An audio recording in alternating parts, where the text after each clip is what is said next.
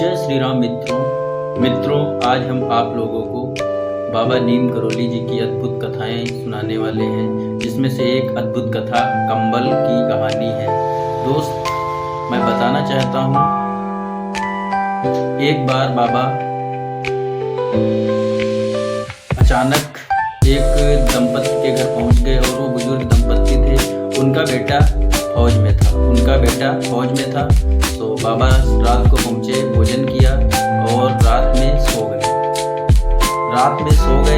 वहाँ पे लगभग 1 बजे के करीब में बाबा जी कराहने लगे। अब बाबा जी थे तो कोई जगाना उचित नहीं समझता था, और वो 9 जो भी दंपत्ति थे, बुजुर्ग दंपत्ति, उनको देख रहे थे, मगर बाबा जी सो रहे थे, कराह रहे थे, तो कुछ नहीं बोले, कुछ नहीं कहा।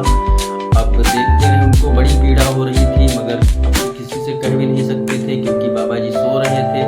अब हुआ क्या, सुबह के टाइम में जब सुबह हुआ, बाबा जी उठे और कंबल को समेटा और उनसे बोले, इस कंबल को आप गंगा में प्रवाह कर देना।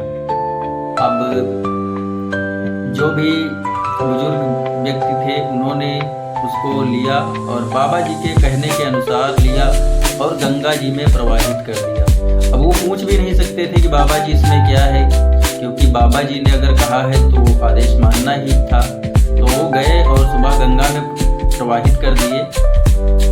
कुछ दिनों के बाद उनका बेटा आया जब बेटा आया और शाम को भोजन कर रहे थे, तो उन्होंने कहा कि भगवान का लाख लाख शुक्र है पिताजी, आप लोगों के आशीर्वाद के बदौलत मैं आज यहाँ पे जिंदा बैठा हूँ। क्योंकि एक रात को लगभग 12-1 बजे के करीब में ताबड़तोड़ गोलियां चल रही थी और मेरे साथ के सारे जवान मारे गए, और मुझे कुछ ऐसा प्रतीत हो रहा था कि गोलियां मेरे तक आ तो रही हैं मगर मेरे को छू नहीं पा रही हैं। इतनी ताबड़तोड़ गोलियां चल रही थी। अब पता नहीं किस भगवान की कृपा थी, किसका आशीर्वाद था, जिसके कारण हम वहां पे बच पाए। तब जाके उस बुजुर्ग दंपत्ति को पता चला और याद आया कि उस दिन की रात में बाबा करा रहे थे, इसका मतलब उस कंबल में गोलियां ही थी। तो दोस्तों, आपको इस कहानी से क्या समझ में आता है? अगर आप विश्वास करते हो तो सब कुछ सही होता है। होता क्या है कि अब वो जो कंबल था, कंबल की कहानी सिर्फ इसीलिए बताई जाती है, कंबल को ओढ़ने से कई सारे कष्ट नष्ट हो जाते हैं जो बाबा नीम करोली में चढ़ता है। इसीलिए वहाँ पे कंबल चढ़ाने की प्रथा है, वहाँ पे लोग कंबल को चढ़ाते हैं। तो दोस्तों, जय श्री राम। मिलते हैं नेक्स्ट वीडियो में, तब तक के लिए जय श्री राम।